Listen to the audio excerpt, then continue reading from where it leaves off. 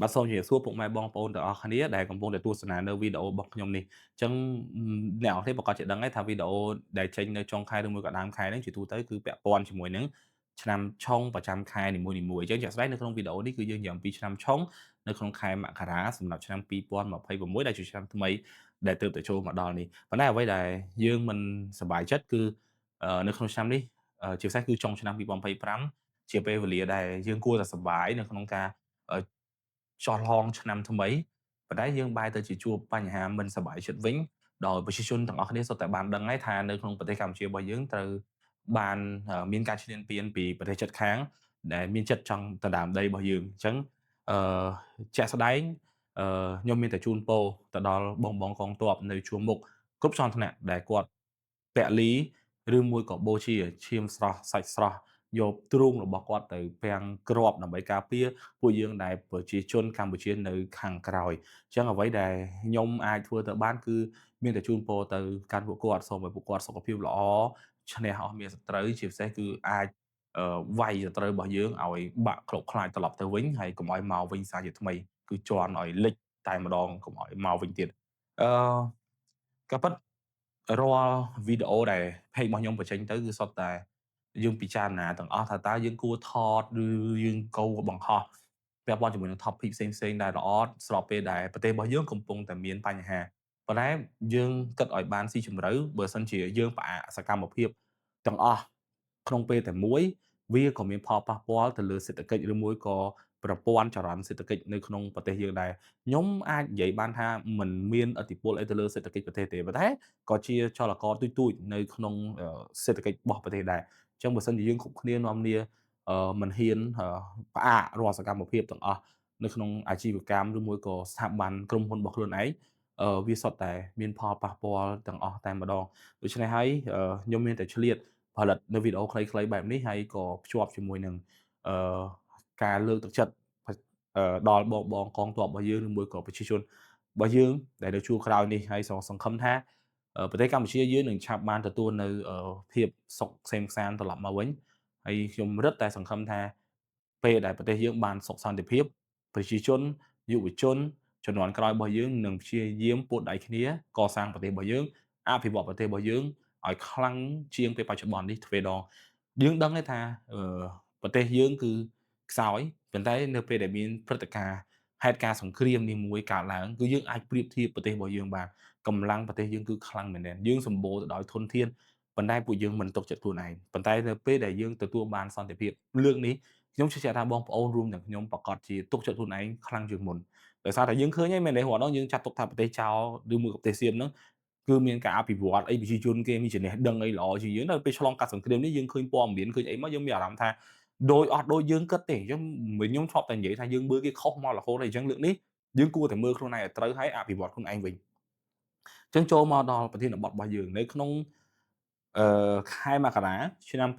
2026យើងបានផ្លាស់ប្ដូរពីឆ្នាំចាស់មកដល់ឆ្នាំថ្មីហើយអញ្ចឹងខ្ញុំក៏ជាឱកាសសូមជូនពរបងប្អូននៅក្នុងឱកាសចូលឆ្នាំថ្មី2026នេះសូមឲ្យបងប្អូនជួបតែសុភមង្គលសុខសប្បាយ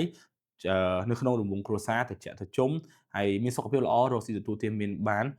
អឺបានពិបាកមកដល់ពេលប្រទេសជាតិពុំមានបញ្ហាជូនពរបងប្អូនបែបពេលធម្មតានិយាយអត់សូវចេញហ្មងទេអញ្ចឹងអឺយើងមានតែប៉ុណ្្នឹងហើយយើងនឹងចូលដល់ topic តែម្ដងអញ្ចឹងពាក់ព័ន្ធជាមួយនឹងខែមករានេះបងប្អូនដឹងហើយចូលឆ្នាំ2026ត្រូវជាឆ្នាំមមីប៉ុន្តែបញ្ជាក់បងប្អូននៅក្នុងខែ1នៃឆ្នាំ2026ក្នុងសត្វមិនទាន់ផ្លាស់ប្ដូរទេអញ្ចឹងសម្រាប់អ្នកដែលគាត់កើតនៅក្នុងខែ1នៅក្នុងឆ្នាំ2026គឺស្ថិតនៅក្នុងឆ្នាំម៉ាសាញ់នៅឡើយទេលុះត្រាតែឆ្លងចូលថ្ងៃទី4ខែ2ឆ្នាំ2026ទើបយើងដូរស័ព្ទទៅឆ្នាំមមីទោះបីជាមិនទាន់ចូលឆ្នាំចិនក៏ដោយអញ្ចឹងសម្រាប់បងប្អូនដែលគាត់មើលប៉ាជឺគាត់ប្រកាសជាដឹងហើយថាការផ្លាស់ប្ដូរស័ព្ទគឺតែងតែធ្វើឡើងនៅដើមខែ2វាអាចខុសថ្ងៃនេះតិចតួចអញ្ចឹងសម្រាប់ឆ្នាំ2026គឺផ្លាស់ប្ដូរនៅថ្ងៃទី4ខែ2ឆ្នាំ2026ទើបផ្លាស់ប្ដូរទៅឆ្នាំមមីអញ្ចឹងយើងត្រឡប់មកវិញនៅក្នុងខែមករានៃឆ្នាំ2026គឺស្ថិតនៅក្នុងខែឆ្លូវ ខែឆ្លូវនៅក្នុងឆ្នាំ2021នេះគឺជាខែធាតុដីនិងធាតុដីចូលមកព្រមគ្នាទាំងលើទាំងក្រោមអញ្ចឹងសត្វដែលឆុងជាមួយនឹងឆ្លូវគឺសត្វពពែមមែនិងសត្វចអញ្ចឹងសម្រាប់បងប្អូនដែលគាត់កើតនៅក្នុងឆ្នាំពពែនៅក្នុងខែមករានេះមិនសូវល្អប្រហែលទេមានបញ្ហាក្នុងជីវិតច្រើនហើយបើនិយាយពីលៀបសំណាងមានមកដែរប៉ុន្តែប្រែប្រួលពេលខ្លះដំបូងឃើញសំណាងមកហើយប៉ុន្តែដល់ពេលជិតចុងបញ្ចប់អាសំណាងប្រែទៅជាអាក្រក់វិញភ្លាមក៏មានចឹងទៅវាធ្វើឲ្យបងប្អូនដែលគាត់កើតឆ្នាំពពែហ្នឹងពិបាកនៅក្នុងការគ្រប់គ្រងទៅលើសកម្មភាពធ្វើការរបស់យើងជាពិសេសសំណាងយើងប្រែប្រួលម្ដងអាក្រក់ម្ដងល្អម្ដងអាក្រក់ម្ដងល្អចឹងកន្លែងនេះខ្ញុំសូមបញ្ជាក់ជូនបងប្អូនថាបើសិនជាក្នុងករណី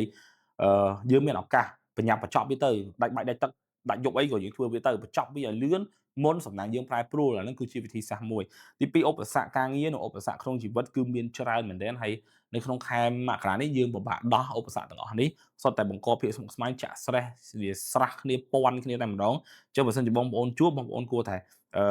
កុំតន់អាចធ្វើការសម្រេចចិត្តពីព្រោះបញ្ហាទាំងអស់នេះអាការៈរបស់វាគឺនឹងធ្វើឲ្យបងប្អូនមួម៉ៅក្តៅក្រហាយហើយបើមិនទេបងប្អូនធ្វើការសម្រេចចិត្តនៅក្នុងអំឡុងពេលដែលយើងមិនទាន់មានចិត្តនឹងណបែបនេះវាអាចធ្វើឲ្យយើងគិតខុសឬមួយក៏ការសម្រេចចិត្តរបស់យើងវាមិនមែនជាជម្រើសត្រឹមត្រូវ100%សម្រាប់ដោះស្រាយបញ្ហាទាំងអស់នេះមិនអញ្ចឹងវានឹងអាចបន្ថែមកាន់តែធ្ងន់ទៀតទៅលើបញ្ហាទាំងអស់នោះវាពិបាកក្នុងការដោះស្រាយបន្ថែមទៀតអញ្ចឹងអាចធ្វើចិត្តយើងត្រជាក់ឬមួយចាំឆ្លងផុតខែមួយសិនចាំយើងដោះក៏បានដែរបើសិនជារឿងហ្នឹងជាប្រភេទរឿងធំយើងអាចអូសបន្លាយបានបាទហើយពាក់ព័ន្ធនឹងលុយកាក់វិញបាក់ហូរបន្តិចទៅអញ្ចឹងសំចៃឲ្យបានខ្ពស់នៅក្នុងខែមករានេះសម្រាប់ផ្លូវចិត្តវិញអាចពិបាកចិត្តច្រើនតែអត់ដល់ថ្នាក់បាក់ទឹកចិត្តទេ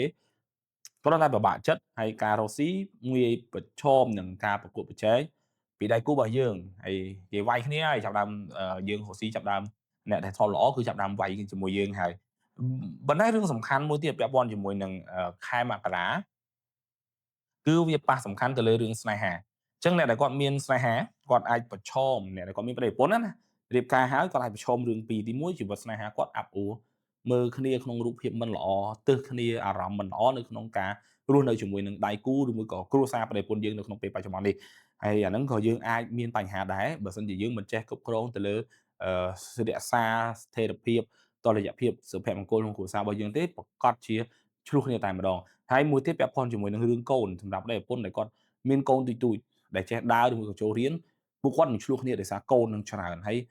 ធុញកូនតាមពិតមិនមែនចោទថាកូននឹងអាក្រក់ឬមួយក៏នាំខ្សោយទេគឺ stress គឺធុញកូននឹងទៅក៏លើកកូននឹងមករឿងឆ្លោះគ្នាពេញគ្រួសារអញ្ចឹងបើកចិត្តធ្វើចិត្តឲ្យល្អហើយយើងចាត់ទុកថាខែមករានេះកូនយើងល្ពឹសជាងខែមុនអញ្ចឹងកុំខឹងគាត់កុំប្រកាន់គាត់អាហ្នឹងគឺវាលែងជាបញ្ហាហើយសម្រាប់សុខភាពវិញមិនសូវជាបុកចំផ្នែកសំខាន់អីមួយទេតែយើងប្រយ័ត្នទៅលើអឺការហូបនៅគ្រឿងស្រវឹងឬមួយក៏បារីបន្ថយអាហ្នឹងវាអាចកាត់បន្ថយបើសិនជាបងប្អូនញ៉ាំស្រាឬមួយក៏ដើរលេងយប់ច្រើនអាហ្នឹងបងប្អូនអាចកាត់បន្ថយលាភវាអត់មានគ្រោះថ្នាក់អីទេគ្រាន់តែថាថយលាភសំណាងរបស់យើងកាន់តែធ្លាក់ជាងមុនទៀតអញ្ចឹងឆាប់គេងឆាប់ចូលគេងហើយបន្ថយស្រាបន្ថយបារីអាហ្នឹងគឺល្អនេះគឺសម្រាប់ឆ្នាំបបែហើយសម្រាប់ឆ្នាំចវិញបងប្អូនដែលកើតឆ្នាំចនៅក្នុងឆ្នាំក្រោយអាចងាយឆាប់ភ័យឆាប់ខ្លាចឆាប់ងាយរងការគំរាមកំហែងពីអ្នកដទៃនិយាយទៅផ្លូវចិត្តរបស់យើងគឺវាត្បៀតវាទូចវាមិនរឹងមាំបាទអាហ្នឹងគឺយើងគួរតែរៀបចំផ្លូវចិត្តរបស់យើងអញ្ចឹងអ្វីដែលយើងអាចសម្រួលបាននៅក្នុងខែមករាការងារសម្រាប់អ្នកដែលគាត់កើតឆ្នាំចគួរតែមានផែនការច្បាស់លាស់យើងរៀបទៅថានៅក្នុងមួយខែមួយហ្នឹងយើងគួរធ្វើអី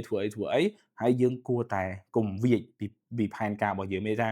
ដើរតាមនឹងជួបឧបសគ្គអីដោះដើរតាមនឹងទៀតអញ្ចឹងកុំម្ដងចេះម្ដងចុះម្ដងចេះម្ដងចុះអាចនឹងធ្វើឲ្យយើងកាន់តែបន្លាចកាន់តែភ័យសម្រាប់ខ្លួនយើងបន្ថែមទៀតព្រោះកាលណាដែលយើងអត់ដើរតាមផែនការយើងខ្លាចជាមនុស្សដែលអត់មានគោលដៅច្បាស់អញ្ចឹងដូចចុងស្រល់អញ្ចឹងរេចុះរេឡើងយើងកាន់តែពិបាកចិត្តមួយទៀតទៅលើការសម្រេចចិត្តទៅលើរឿងធំអីមួយគួរតែកាត់បន្ថយពាក្យថាឆេងឆៃអញ្ចឹងប៉ុន្តែបន្ថែមមកវិញនៅពាក្យថាហ្មត់ចត់គិតគូរឲ្យបានដិតដល់មិនចំណេញមិនធ្វើចំណេញចាំធ្វើពីព្រោះអ្នកកើតឆ្នាំចនៅក្នុងខែមករា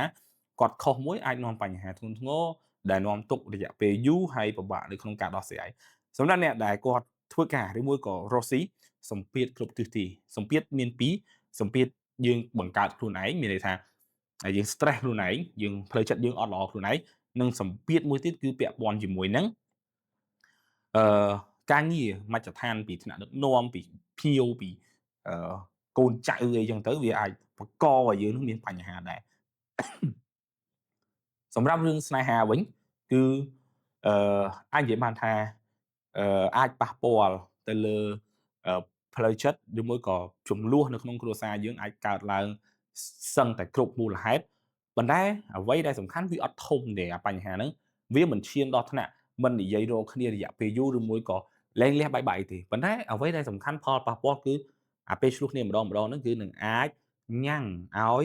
អឺកន្លែងរកស៊ីឬមួយក៏ស្មារតីនៃការទៅធ្វើការរកស៊ីរកប្រាក់ចំណូលរបស់យើងធ្លាក់ចុះកំហុកទៅវិញចឹងដូច្នេះពាក់ព័ន្ធជាមួយនឹងរឿងស្នេហាគួរតែប្រុងប្រយ័ត្នឲ្យបានខ្ពស់តាមដែលអាចធ្វើទៅបាននឹងគឺជារឿងល្អពាក់ព័ន្ធជាមួយនឹងរឿងសុខភាពវិញផ្លូវកាយផ្លូវចិត្តអត់សូវល្អទេហើយគួរតែរក្សាផ្លូវចិត្តសមាធិធ្វើបុណ្យគិតរឿងល្អៗច្រើនតិចទៅហើយអ្នកដែលគាត់ចូលចិត្តបន្ថយនឹងការលេងកីឡាបែបលោតខ្ពស់ៗហក់លោតពីទីខ្ពស់ឬមួយក៏លោតផ្ទះបាល់ផ្ទះអីជាដើមជាពិសេសអ្នកជំនួយទឹកហែលទឹកអត់អីទេណាកុំឲ្យតែជំនួយទឹកអ្នកដែលគាត់ចូលចិត្តលេងទឹកជ្រៅជ្រៅគួរតែប្រយ័ត្នឲ្យបានខ្ពស់នេះគឺជាគ្រោះថ្នាក់សម្រាប់អ្នកដែលគាត់កើតឆ្នាំចនៅក្នុងខែមករាអញ្ចឹងត្រឡប់មកវិញដំណោះស្រាយសម្រាប់ឆ្នាំទាំងពីរនៅក្នុងឆ្នាំក្រោយនេះព្យាយាមញ៉ាំរបស់ក្តៅៗឲ្យច្រើន